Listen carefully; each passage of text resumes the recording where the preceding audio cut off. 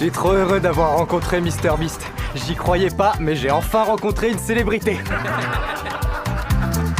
Ghana, hélas, d'innombrables enfants sont abandonnés et sont capturés comme esclaves de l'industrie de la pêche. Après avoir discuté avec de nombreux locaux, c'est le cœur lourd que je me suis rendu compte que sortir de l'esclavage n'était que le début de leur lutte. Même les plus chanceux ayant réussi à s'échapper doivent porter le poids d'exploitation et d'abus incessants et ont désespérément besoin de soins médicaux. Cependant, aucune infrastructure adéquate ne peut leur apporter les soins qu'il leur faut.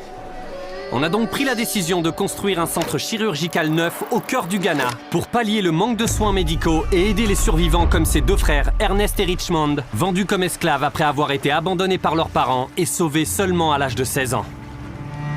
Quand on est né, nos parents ne voulaient pas de nous et ils nous ont abandonnés. Ils sont devenus esclaves de l'industrie de la pêche, ont été séparés et ont dû survivre par leurs propres moyens sans savoir s'ils se reverraient un jour. Parfois, ils essayaient de nous pousser à l'eau. Ceux qui ne savaient pas nager étaient sûrs de mourir. 20 de mes amis sont morts. Heureusement, les deux frères ont été sauvés par la Ghana Make a Difference Foundation, connue sous le nom de GEMAD, une organisation qui lutte contre l'exploitation des enfants au Ghana. Je suis très heureux d'avoir été accueilli à GEMAD. Ils ont fait tellement de choses pour moi et je leur en suis reconnaissant. GEMAD est également un refuge pour les enfants orphelins et victimes d'abus. En brisant les chaînes de leur passé, ils offrent une vie sous le signe de l'amour et du bien-être. Le but est de leur fournir une éducation et de les aider à se réinsérer. Ainsi, à l'adolescence, ils pourront prétendre à une nouvelle vie. Lorsqu'ils ont été sauvés, les deux frères n'ont heureusement pas eu besoin de soins médicaux, mais cela n'a pas été le cas pour tous. Pour en savoir plus, j'ai rencontré Austin, le directeur de GEMAD, qui m'a expliqué les problèmes sanitaires auxquels les survivants étaient confrontés. Ils doivent se rendre jusqu'à un hôpital bondé à 30 minutes des locaux de GEMAD et attendre dans des files de plus de 600 personnes.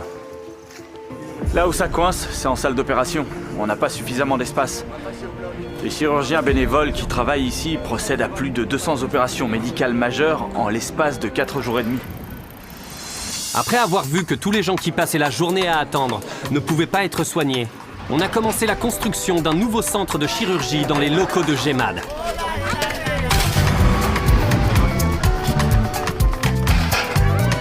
Une fois que le projet était en route, j'ai pu passer plus de temps avec les enfants et constater à quel point la vie battait son plein.